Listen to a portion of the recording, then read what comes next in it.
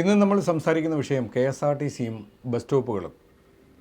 KSRTCയിലെ ചില ആളുകൾ അവരുടെ സ്വാധീനമോ പണമോ ആൾ സ്വാധീനമൊക്കെ വെച്ച് പല സ്ഥലങ്ങളിലും സ്റ്റോപ്പുകൾ അനുവദിക്കുന്നതായി നമ്മൾ ശ്രദ്ധയിൽപ്പെട്ടിട്ടുണ്ട്.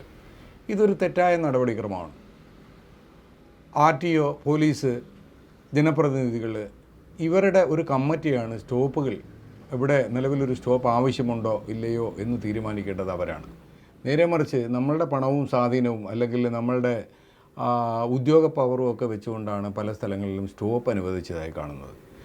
എന്നാൽ ഇത് പുനഃപരിശോധിക്കേണ്ട ഒരു വിഷയമാണ്.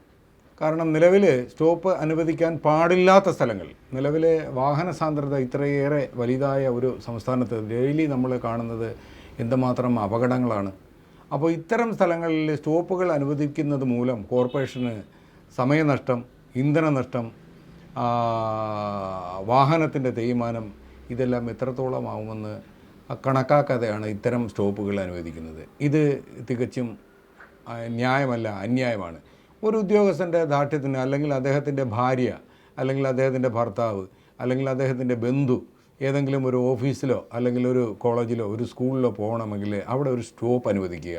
അല്ലെങ്കിൽ പെൻഷനാവാൻ പോകുന്ന ഒരു മേലുദ്യോഗസ്ഥൻ അയാളുടെ വീട്ടിൻ്റെ മുമ്പിൽ ഒരു സ്റ്റോപ്പ് അനുവദിക്കുക. അത് പ്രസ്റ്റീജായിട്ട് ഞാൻ സ്റ്റോപ്പ് അനുവദിച്ചു എന്ന് പറഞ്ഞ രീതിയിൽ കൊണ്ട് നടക്കുക. അവിടെ കൊണ്ടുവന്ന് KSRTCയിലോട് ബോർഡ് വയ്ക്കുക. ഇത്തരം നടപടികൾ ശരിയല്ല. കൃത്യമായും ആ സ്ഥലങ്ങളിൽ ബോർഡ് വയ്ക്കുക. ആ സ്ഥലങ്ങളിൽ സ്റ്റോപ്പ് അനുവദിക്കാൻ യോഗ്യതയുണ്ടോ എന്നറിഞ്ഞിട്ട് മാത്രമേ ബോർഡ് സ്റ്റോപ്പ് അനുവദിക്കാവൂ. ഉദാഹരണത്തിന് നമുക്ക് വാളകത്തെ എടുത്തു കഴിഞ്ഞാൽ, നമ്മുടെ മന്ത്രിയുടെ സ്ഥലമാണ് വാളകം. MLA ജംഗ്ഷനും വാളകം ജംഗ്ഷനും തമ്മിൽ 1/2 കിലോമീറ്റർ പോലും ദൂര വ്യത്യാസമില്ല. ഇവിടെയാണ് സൂപ്പർ ക്ലാസ് ബസ്സുകൾ ഉൾപ്പെടെ ഈ 2 സ്ഥലങ്ങളിൽ നിർത്തേണ്ടി വരുന്നത്.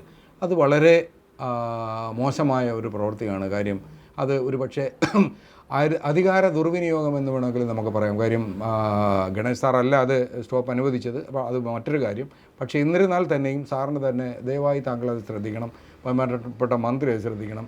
ഇത്തരം ദീർഘദൂര ബസ്സുകൾ ഏതെങ്കിലും ഒരു സ്റ്റോപ്പ് അനുവദിച്ചു കഴിഞ്ഞാൽ ഈ ഒന്നാമത് റണ്ണിങ് സമയമില്ലാതെ ഓടുന്ന നമ്മുടെ KSRTC ബസ്സുകൾ ഇത്രയും വാഹന പെരുപ്പമുള്ള ഈ റോഡുകളിൽ ഓടുമ്പോൾ ആ ഡ്രൈവർക്കും കണ്ടക്ടർക്കും വരുന്ന മാനസിക സമ്മർദ്ദങ്ങളും ഇതിൻ്റെ പിറകെ വരുന്ന വാഹനങ്ങളുടെ പ്രശ്നങ്ങളും ഇതെല്ലാം പരിഗണിച്ചുകൊണ്ട് അത് ഒരു കമ്മിറ്റികളിൽ വെച്ചിട്ട് ആ കമ്മിറ്റിയുടെ തീരുമാനപ്രകാരം അത് അനുവദിക്കണം. അല്ലെങ്കിൽ ഇത്തരം സ്റ്റോപ്പുകൾ അനുവദിക്കുമ്പോൾ ആരാണോ മുൻകൈ എടുത്തത് അയാൾ 15 ദിവസത്തെ അല്ലെങ്കിൽ ഒരു മാസത്തെ കളക്ഷൻ, അവിടെ നിന്ന് എത്ര യാത്രക്കാർ കയറി എത്ര യാത്രക്കാർ ഇറങ്ങി എന്നുള്ള ഒരു മാനദണ്ഡം കണക്കാക്കി ആ സ്റ്റോപ്പ് അനുവദിക്കാമെങ്കിൽ അനുവദിക്കാവുന്നതാണ്. അല്ലാതെ ഇത്തരം നടപടികൾ കാണിക്കുന്നത് ശരിയല്ല. ഇത് ഏകപക്ഷീയമായ തീരുമാനങ്ങളും നിലപാടുകളുമാണ്. ഇത് പുനഃപരിശോധിക്കേണ്ടതാണ്.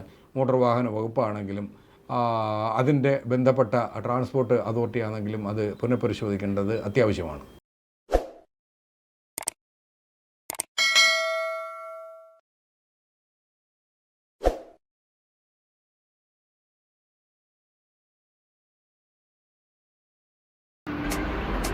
Thank you.